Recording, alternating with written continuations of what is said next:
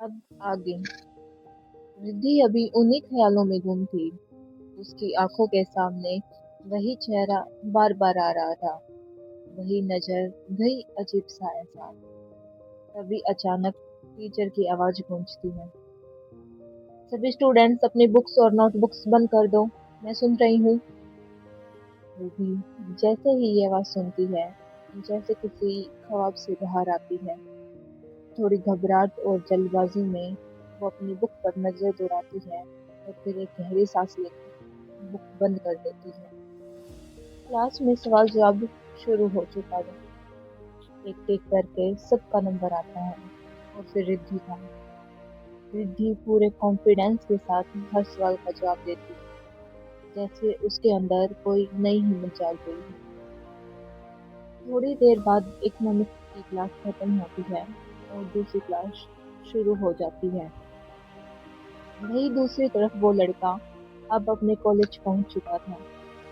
जल्दबाजी में वो अपनी बाइक पार्क करता है और तेज कदमों के साथ क्लास की तरफ बढ़ जाता है।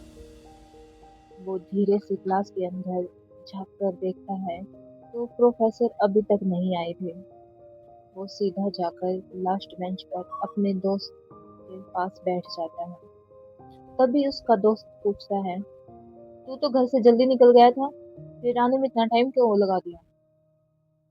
वो लड़का हल्का सा मुस्कुराता है, फिर थोड़ा शर्मा कर कहता है, कुछ नहीं, तेरी भाभी मिल गई थी।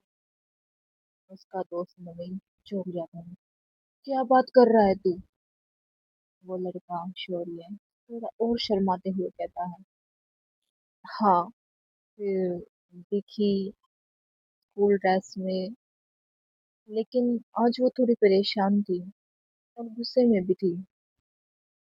नवीन हंसते हुए उसके कंधे पर हाथ रखता है और कहता है, लास्ट टाइम कौन सा मुस्कुरा रही थी, तब भी घूर ही रही थी। शौर्य हल्का सा सीरियस हो जाता है और धीमे से कहता है, लेकिन पता नहीं क्यों, मुझे लगता है उसकी लाइफ में कुछ तो है। वो हंसती तो है, लेकिन उसकी हंसी में जबरदस्ती एक दबाव का महसूस होता है मुझे।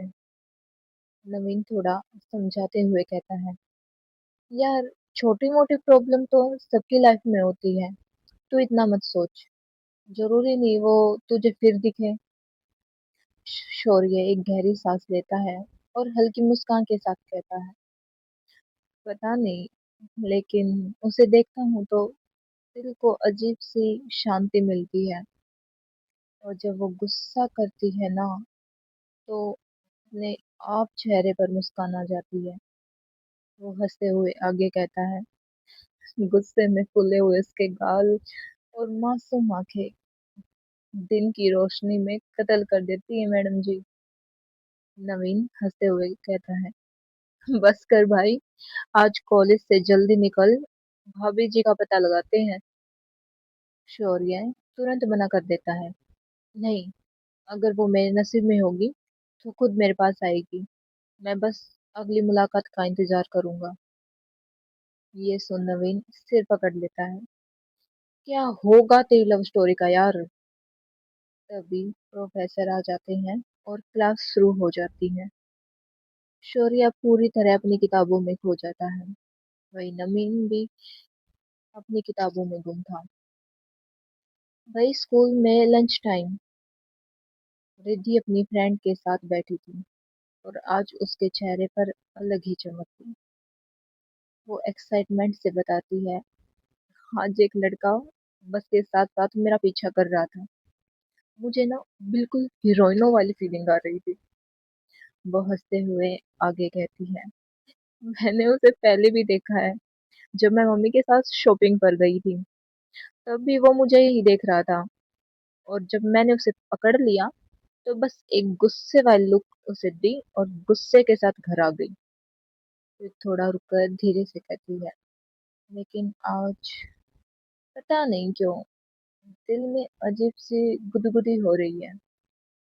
उसकी फ्रेंड छाया मुस्कुराते हुए उसके कंधे पर कंधा मारते हुए कहती है, ओहो, अजीब सी गुदगुदी, रिद्धि तुरंत मना करती है। अरे नहीं यार, मैंने उसे सिर्फ गुस्से वाला लुक ही दिया है। फिर अचानक रिद्धि का चेहरा थोड़ा उदास हो जाता है।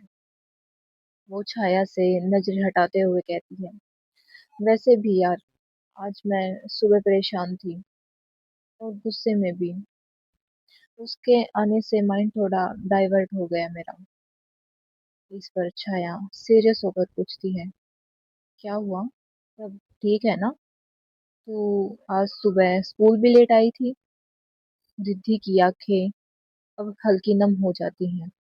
वो धीरे से कहती है, मुझे समझ नहीं आता यार, मेरे घर वालों का मतलब वो, क्या बताऊं यार, मुझे ऐसा लग रहा है कि वो अपने मतलब के लिए मुझे इस्तेमाल कर रहे हैं। एक तरफ शौर्य जो बस एक एहसास से जुड़ चुका था, वहीं दूसरी तरफ रिद्धि जो अपने ही जिंदगी में उलझी हुई है। लेकिन सवाल ये है, क्या ये अनजानी मुलाकात सच में एक कहानी बनेगी? क्या शौर्य और रिद्धि फिर मिलेंगे, या ये बस एक एहसास बनकर रह जाएगा? और सबसे बड़ा सवाल, रिद्धि की जिंदगी में आखिर चल क्या रहा है? आप क्या सोचते हैं, अगली मुलाकात कब और कैसे होगी? कमेंट करके जरूर बताएं। और अगर जानना है आगे क्या होगा, तो इंतजार करें अगले पार्ट का। धन्यवाद।